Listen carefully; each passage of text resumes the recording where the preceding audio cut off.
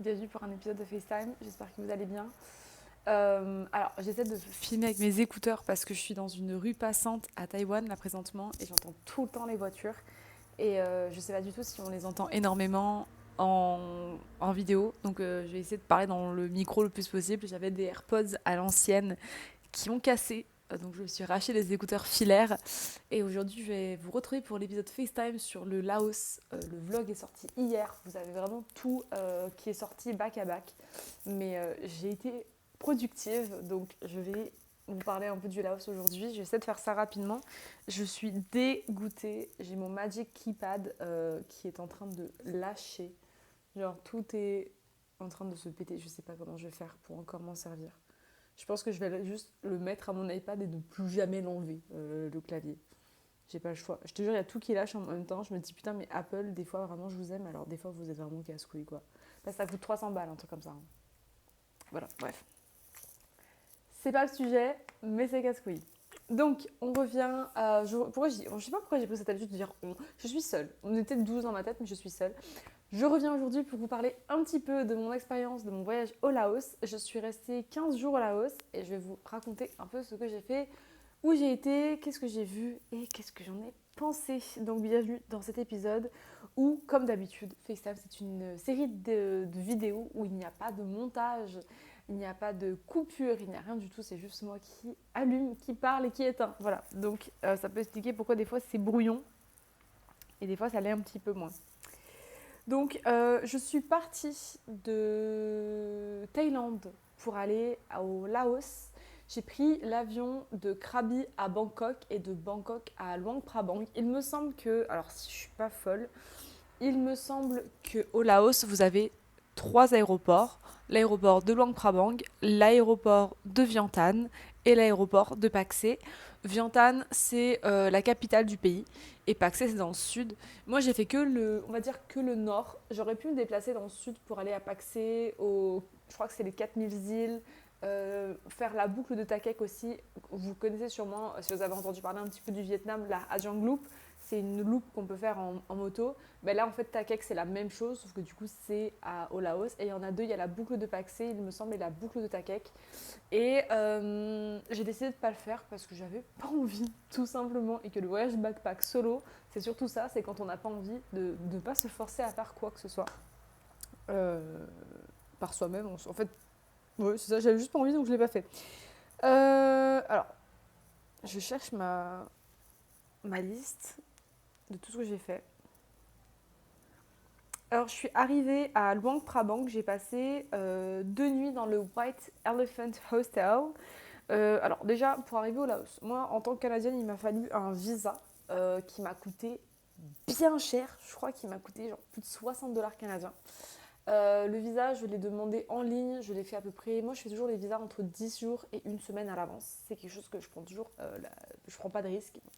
Les visas me font flipper. Parce que la dernière fois, je suis arrivée à Bali sans visa. Ils m'ont dit non, t'as besoin d'un visa, c'est nouveau. J'ai fait ah. Et donc j'ai pu en acheter un sur le spot, mais j'ai vraiment flippé de ne pas pouvoir rentrer dans le pays. Donc maintenant, je suis très, très à cheval sur les visas. Je l'étais déjà avant, mais encore plus maintenant. Et donc le visa, en fait, ils vont vous. Je suis désolée, vraiment, je sais pas si vous entendez l'ambulance. Il doit y avoir un incendie ou quelque chose comme ça parce que ça n'arrête pas depuis tout à l'heure. Et c'est fort. L'ambulance ici est très très forte. Beaucoup plus qu'à Kaohsiung d'ailleurs. Bref. Et donc, je suis arrivée directement à l'aéroport. Tout s'est bien passé. Luang Prabang, c'est un tout petit aéroport, c'est minuscule. Et du coup, ils vous demandent tout ce qui est visa, permis, machin. Vous pouvez aussi, il me semble, l'acheter directement on the spot avec de l'argent, dollars US, éventuellement, si vous êtes intéressé par y aller. Et après, moi, j'ai réservé directement. Alors, j'ai réservé sur l'application Loca, donc LOCA. C'est l'application de taxi un peu Uber qu'ils ont. Ça m'a coûté une dizaine de dollars pour aller jusqu'au centre-ville, ce qui est un peu cher en soi, mais je pense que quand on arrive, des fois, on a envie d'avoir cette satisfaction que tout est simple et de ne pas avoir besoin de se prendre la tête.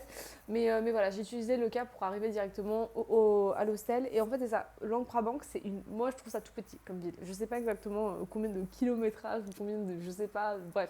Mais je trouve ça trop petit. Et donc, du coup, tout se relie. Et c'est assez facile parce que je trouve qu'au bout d'une journée ou 2 journées, c'est bon, tu as pris l'habitude et tu peux faire toute la ville à pied. Moi, je sais que personnellement, j'ai de la chance d'avoir un bon sens de l'orientation. Donc j'ai trouvé que c'était très très très simple pour moi de me déplacer. Je savais où j'étais à tout moment, vraiment. Et je trouve que c'est super, super chouette.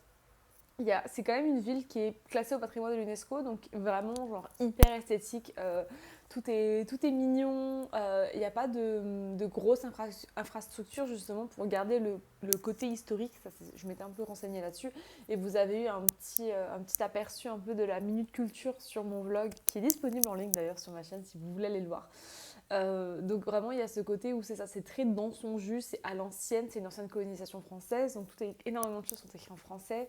C'est très mignon, il y a des restaurants partout, il y a des pieds de fleurs partout, il y a des petits quartiers mignons un peu partout, il y a des petits cafés aussi qui sont présents, donc franchement c'est une ville qui est très mignonne. En tout cas l'hostel où j'ai été, le White Elephant, venait à peine d'être ouvert, ça faisait même pas 2 semaines que c'était ouvert. Donc c'était très récent. En vrai, j'ai trouvé que c'était un hostel super intéressant, bien situé et tout.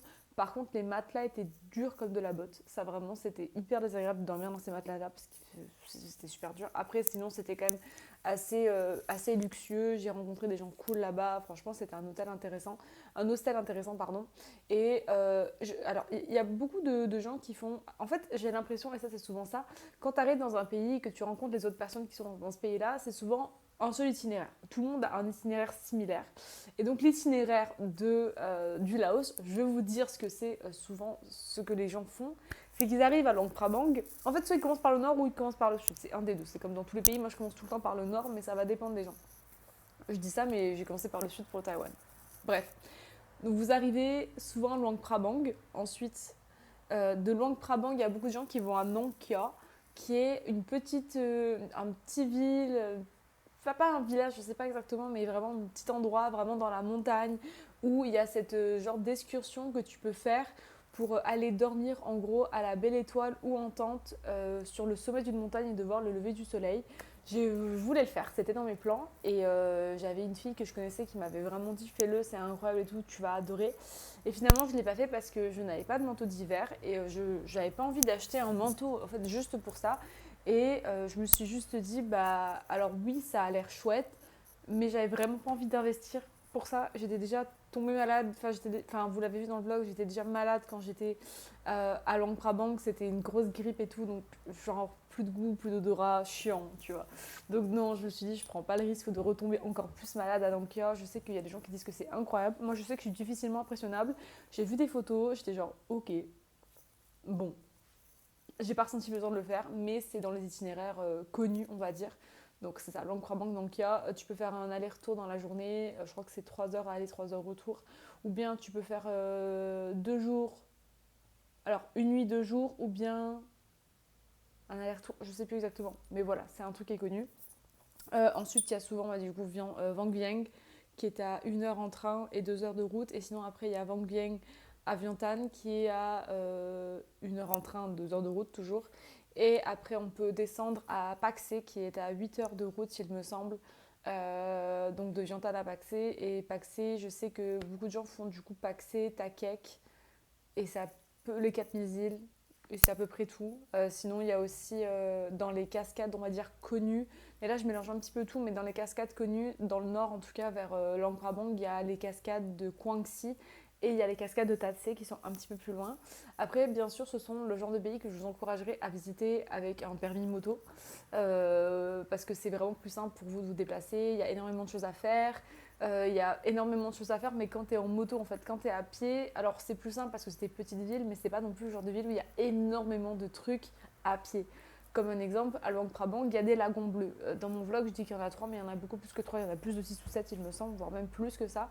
Et donc, c'est super chouette. Mais du coup, pour louer un tuk-tuk, ils n'acceptent pas une personne dans le tuk-tuk. Il en faut genre 4, 5, 6 et plus. Et donc, c'est cher. Forcément, plus t'es nombreux, moins c'est cher. Et ça, c'est des trucs où ça serait vraiment avantageux de les faire en scoot. Donc, de se louer un scoot pour la journée, de faire tous les lagons, etc. etc. Donc c'est vraiment ce côté où je pense que c'est ce que j'encouragerais éventuellement à faire, ça serait vraiment louer une moto. Et en vrai, je parle du Laos, mais pour être honnête, le Vietnam, le Cambodge, peut-être un peu moins le Cambodge, Bali, surtout Bali vraiment, la Thaïlande, c'est tous des pays où il faut avoir une moto, où il faut être confortable à moto parce que vous allez passer la majeure partie de votre voyage sur une moto pour vous déplacer. Donc voilà, c'est quelque chose que je voulais préciser. J'ai envie de faire de la SMR. Je déteste ça. Mais voilà, je voulais juste vous dire ça. Donc à Luang Prabang, toujours dans la liste que je m'étais fait, on avait le bowling alley, parce qu'en fait, Luang Prabang, il n'y a pas de bar. Voilà, le seul endroit où les gens vont faire la fête, c'est dans un club de bowling qui est ouvert jusqu'à 1h ou 2h du matin. Je voulais y aller, mais toutes les personnes à ce moment-là voulaient pas y aller avec moi. Et je me suis dit, faire du bowling toute seule, c'est très triste, donc finalement, je n'ai pas été. Et je suis un peu triste de ne pas avoir été du coup au club de bowling. Bon, c'est pas très grave, mais voilà, c'est ça. Ensuite, on a le Mekong Sunset Cruise. C'est vraiment sur le Mekong, donc la partie où il y a toute l'eau. Vous avez des petits bateaux, enfin des petits, grands bateaux plutôt. Et ces bateaux-là, vous pouvez les prendre pour aller regarder le sunset. Ou vous avez aussi des petites croisières, des fois une journée ou des fois juste une soirée. Vous pouvez manger. Il y en a que c'est juste un verre, il y en a c'est manger. Bref.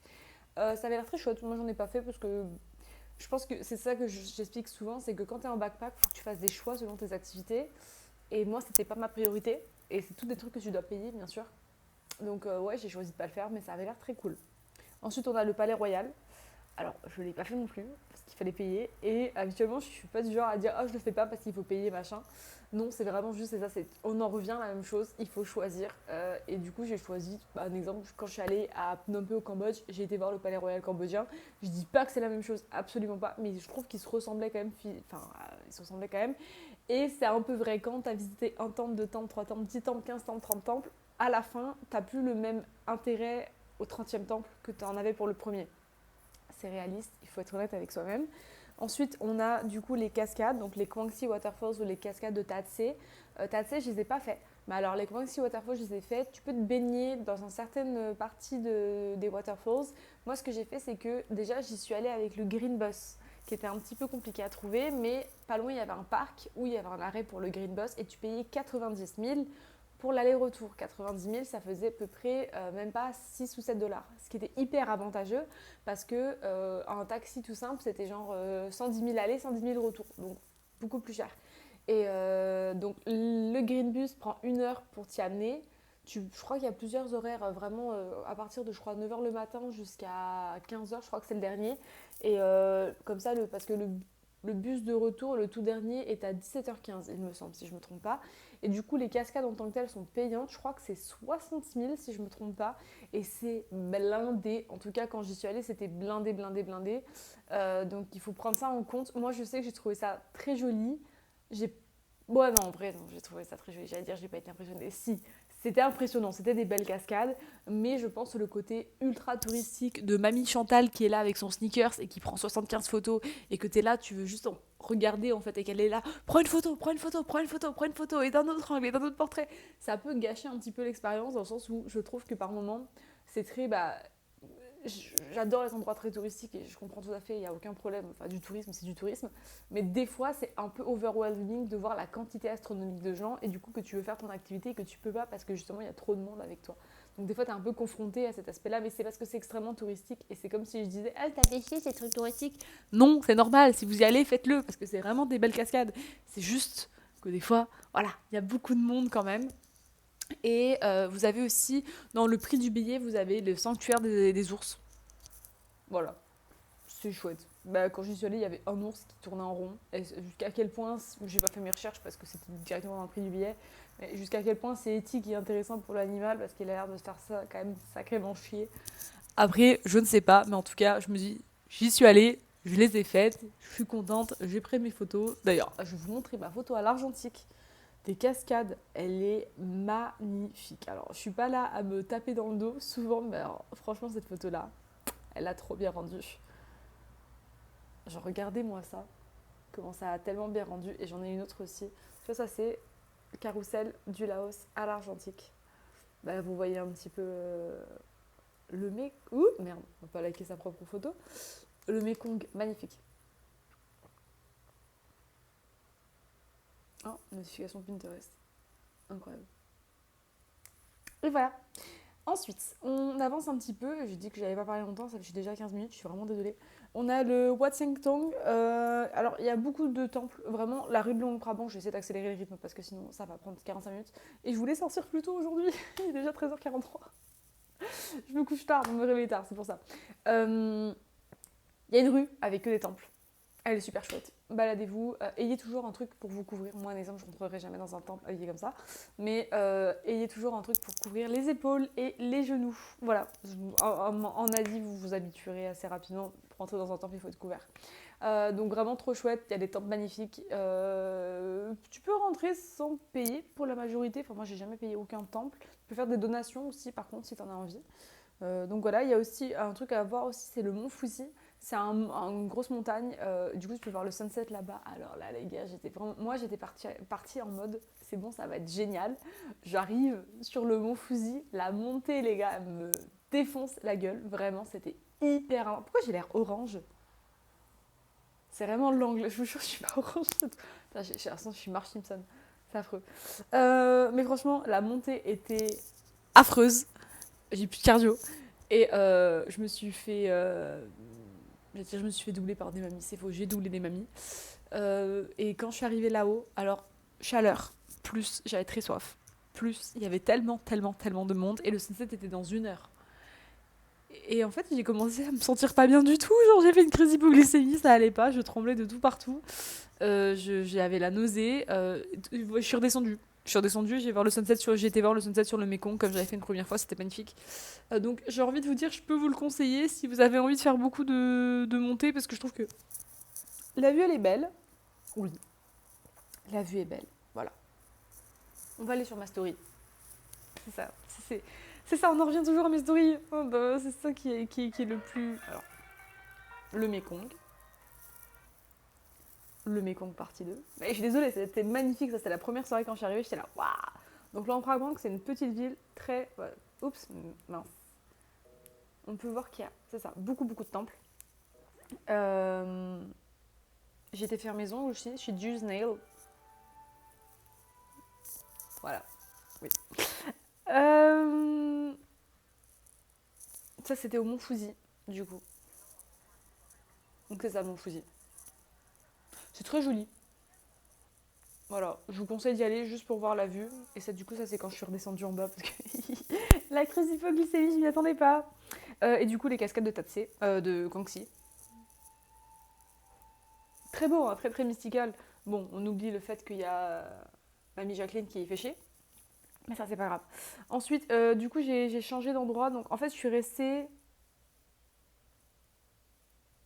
Ouais, c'est ça. Je suis restée 2 nuits au White Elephant Hostel. Ensuite, j'ai changé pour un guest house parce que j'avais du mal avec les matelas et j'avais envie d'être seule. Donc, j'ai été dans le PP Guest House qui était vraiment chouette. En vrai, vraiment, rien à redire. Et après une semaine à Luang Prabang, en vrai, je vous conseille 4 nuits. Je trouve que ça serait parfait. Mais moi, j'ai aimé prendre mon temps. Le Laos a été vraiment le pays du slow travel pour moi. J'ai pris le train, je crois que ça m'a coûté, je sais plus combien ça m'a coûté, je sais plus, direction Vang Vieng. Et alors là, le train, c'était un bordel. Déjà, il faut savoir que la gare de train, je parle trop, c'est horrible. La gare de train de Luang Prabang, elle est à genre 30 minutes du centre-ville. Je suis arrivée hyper à l'avance. Et heureusement, parce que vraiment, pour arriver là-bas, c'est pire qu'un avion. Tu dois avoir ton billet physique, donc tu as à le faire imprimer au guichet. Il y a tout le temps 75 personnes parce qu'en fait, il n'y a que des Chinois. Parce que justement, c'est un train qui va jusqu'en Chine, donc il y a littéralement des Chinois. Et ils rentrent en Chine. Et donc, des fois, il y a des gens qui ont une pile comme ça de passeports à faire scanner. Donc, c'est très long. Et ensuite, vous devez scanner toutes vos affaires aussi. Vous les passez dans un truc à rayon X. Vous n'avez pas le droit d'aller de couteau, d'aérosol, etc. C'est vraiment comme un avion. Et ensuite, le train, c'était blindé, blindé, blindé, blindé. Genre, j'ai jamais vu un train aussi blindé. Ça faisait longtemps que j'en avais pas vu un aussi plein. Et moi, j'ai eu de la chance, j'étais à côté d'une famille de Français. Et donc, quand je suis arrivée, je me suis familiarisée avec eux. Donc, du coup, j'ai pu monter avec eux dans leur taxi pour arriver jusqu'au centre-ville de Vang Vieng. Mais sinon, je crois qu'il y a des bus. Moi, j'aurais juste pris un taxi, à choisir, vraiment. Et puis, c'est vraiment pas loin. Je crois que c'est même pas 10-15 minutes de voiture. Donc, c'est pas loin en voiture, mais c'est loin à pied. Hein, voilà. En plus, je suis arrivée nuit noire, donc pas ouf. Je suis arrivée au Safaotong Guest House. J'ai passé 6 nuits à Vang Vieng, qui est très très long. Je vous conseillerais 3 nuits. Mais moi, j'ai aimé pouvoir prendre mon temps. Vraiment, c'est quelque chose que j'ai beaucoup apprécié. Je pense que c'est pour ça que j'ai autant apprécié le Laos. C'est que j'ai pris mon temps. J'ai pris le temps de tout faire et juste de chiller. Et c'est ça qui m'a fait du bien. Donc, à Vang Vieng, c'est ça. Le Safaotong Guest House que je peux conseiller. Et dès que je suis arrivée, j'ai découvert cet endroit. Alors, ça, c'était ma story privée. Mais en gros, pour 3 euros, j'avais un sandwich gros comme ça, épais comme ça, Nutella banane, avec un smoothie à la mangue qui était merveilleux. J'ai mangé ça tous les jours pendant 6 jours. C'était trop bien, vraiment, j'ai adoré, c'était super bon, ça nourrissait bien. En plus, c'était du vrai Nutella. Et ça, c'était trop chouette. Et j'étais à peu près à 10 minutes du centre-ville à pied de mon guest house, donc j'ai beaucoup bougé. Et tu vois, quand j'en parle avec émotion parce que j'ai vraiment apprécié ce moment, j'ai trouvé ça trop bien. Ce côté de chill, de prendre son temps. Après, j'ai rencontré une Française, on a fait quelques trucs ensemble, quelques activités, c'était vraiment chouette. Comme là, il y a un café qui donne en gros sur la vue du paramoteur et des montgolfières parce qu'en fait Vang Vieng, je vous en ai parlé un peu dans mon vlog, c'est très connu pour le paramoteur et les montgolfières. Avant c'était une ancienne ville de fête, maintenant ça ne l'est plus. Beaucoup de gens faisaient du tubing, donc sur une grosse bouée gonflable, aller sur la rivière et se bourrer la gueule, se droguer, etc. 27 personnes sont mortes à cause de ça. Maintenant le Laos c'est vraiment rebrandé comme un pays très nature, très découverte. Et donc du coup il y a alors les montgolfières que vous pouvez faire au lever du soleil et au coucher du soleil, à travers la journée aussi je pense, mais j'en ai jamais entendu parler. Ça c'est approximativement, je vous dirais, 60 euros peut-être. Je crois que tu peux avoir plusieurs, 1 heure, 20 minutes, machin. Moi je sais que j'ai choisi le paramoteur à choisir. Le paramoteur, je sais pas trop comment l'expliquer, mais c'est comme un genre de mini quad avec des ailes. Je vous montrerai une photo. Et du coup j'ai fait ça, et ça je vous en parlerai vraiment dans 2 minutes. J'ai adoré ça. Donc, petite vue, montgolfière, etc. C'est quand même super impressionnant quand vraiment juste tu te poses au café. Tu vois, en fait, quand tu es à Vang Vieng, tous les soirs, tu vois un défilé de montgolfières. C'est trop chouette. Et après, du coup, on a loué un tuk-tuk parce qu'on était 4 filles pour aller dans les lagons. Moi, on a fait le lagon bleu et on a fait le lagon. Alors, le lagon bleu 3 et le 2. Le 3, c'est celui qui est le plus éloigné, donc c'est pas celui que je vous conseillerais le plus parce qu'il n'y a pas du tout de soleil, donc il fait froid. Moi, je ne suis pas baignée pour la seule bonne raison qu'il fait froid et j'avais pas envie de tomber malade après. Et voilà, justement, ma pote qui l'a fait après avait super froid, était vraiment frigorifiée. Donc c'est pour ça que je me dis, faut faire attention à ce genre de petits trucs. Le lagon bleu avait l'air beaucoup plus intéressant, il y avait plus de monde, mais quand on y est allé, c'était vide parce que c'était quasiment la fermeture. Ça ferme à 18h ou 17h30, il me semble. Et du coup, on a payé un total, nous, de 100 000 par personne, aller-retour. On a pu aller aux 3 et aux 2. Par contre, la route, elle est hyper bumpy, comme ça, c'est vraiment genre sur des cailloux. Mais c'est hyper agréable d'y aller parce qu'on voit toutes les montagnes, on voit des buffles, on voit des vaches. C'est vraiment un peu plus dans la campagne. Et vraiment, c'était trop mignon. Donc c'est 1 heure à peu près de trajet, je dirais. 1 heure, voire même 45 minutes. Et franchement, c'est un truc à faire. Il y a beaucoup d'activités, c'est ça, comme je vous ai dit, vraiment énormément d'activités. Vous allez sur TripAdvisor, sur Gaturgan, ou j'en sais rien, vous tapez vraiment Vang Vieng, vous allez trouver alors, des chutes, des caves, des grottes, machin. C'est ça. Moi, j'ai fait mon choix parce que, en fait, c'est toutes des activités que tu dois faire avec des groupes ou louer des scooters. Et quand tu fais tout ça avec des groupes, bah, c'est 20, 30, 40 balles l'activité. Et ça, bah, voilà, en fait, tu fais des activités déjà à 80, 120, 150. Et moi, du coup, je privilégie plus de marche. Mais voilà, chacun son truc. Et du coup, bah, c'est ça, c'est hyper impressionnant, je trouve, de juste voir des montgolfières. Tu te balades, tu vois des montgolfières, je trouve ça ouf.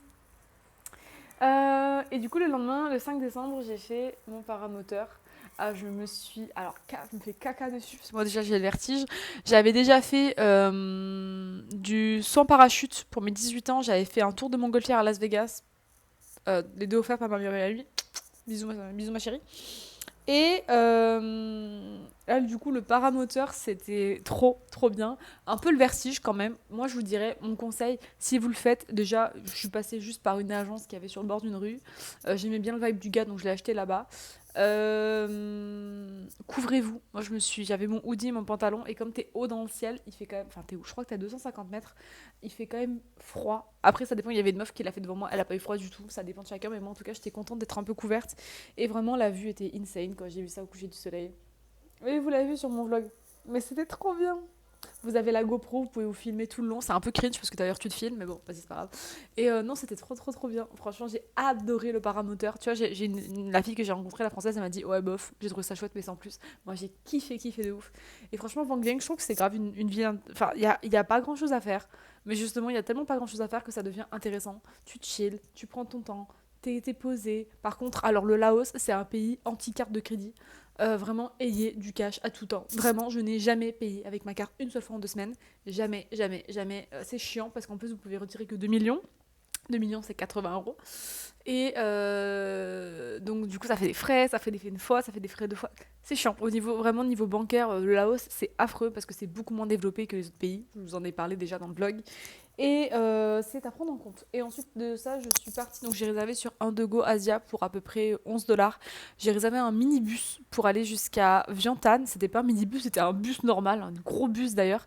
Mais on est arrivé là-bas très smooth, tout s'est bien passé. Moi, je suis allée à une auberge de jeunesse qui s'appelait le Mulao Hostel, qui était située à peu près à 10 minutes du centre-ville. Plutôt chouette. J'ai rencontré des gens chouettes. Les douches étaient parfaites. C'était un bon hostel, franchement un très bon hostel. Puis Vientiane en soi, je trouve vraiment c'est l'endroit où les gens ils disent une nuit et c'est assez. C'est vrai, c'est vrai, une nuit ou deux nuits max. Moi je me suis alors baladée. La première nuit, je me rappelle, j'ai trouvé ça drôle, j'ai trouvé des plaques qui écrit J'aime Québec. Je suis née à Québec, donc j'étais là, wouh, c'est chez moi. Et ensuite, bah, du coup, j'ai été voir Patuxet. En fait, c'est l'arc de triomphe laotien. Ça a été fait en commémoration, il me semble, pour les. Alors, j'ai vraiment pas envie de dire de la merde, j'ai envie de dire pour les Laotiens qui sont décédés en France ou c'est l'inverse. Je ne sais plus. Mais en tout cas, c'était plutôt intéressant à voir. Et je me suis acheté une crème glacée, ça, j'ai pas mis dans le vlog. Mais c'est une glace en forme d'arc de triomphe. J'ai trouvé ça trop cool, c'était vraiment pas si cher, je l'ai pris à la fraise, random. Mais vraiment trop cool, je trouve, comme expérience. Je me suis baladée beaucoup autour de Vientiane. Il n'y a pas grand chose à faire à Vientiane. Il n'y a pas de centre commercial, il n'y a pas de. Enfin, on s'en fout des centres commerciaux, mais il n'y a rien en fait. Il n'y a pas vraiment de boutique. C'est vraiment, c'est spartiate. C'est une capitale, mais il n'y a pas beaucoup de monde dans les rues, il n'y a même quasiment personne. Je sais pas, c'est intéressant à voir, mais c'est vraiment pas l'endroit où vous allez vous établir et passer du temps, quoi. Il y a des temples magnifiques, par contre, ça après, il y en a un peu partout, hyper impressionnant. Je sais pas, tu tombes là-dessus. Et voilà le Laos. J'ai fait juste 3 villes, mais franchement, j'ai vu des super belles choses et j'ai rencontré des gens super chouettes. Et je suis en train de regarder mes photos pour voir s'il y a un truc que j'ai envie de vous montrer. C'était un petit café où je me suis posée pour aller dessiner un peu. C'était hyper agréable avec le soleil et tout.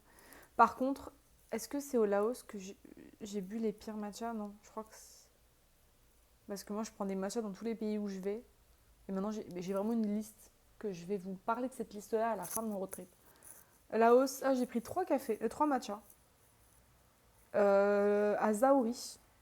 Ah, Rosetta, à Luang Prabang, c'était bon. C'est vrai. Et à Vientiane, oui. Oh, je suis allée chez Ratio Coffee, c'était un petit café sur le bord de la route.